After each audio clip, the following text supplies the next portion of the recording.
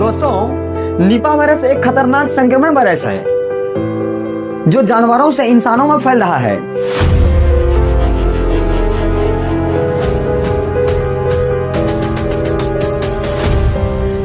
सबसे पहले यह वायरस 1998 में मलेशिया में पाया गया था।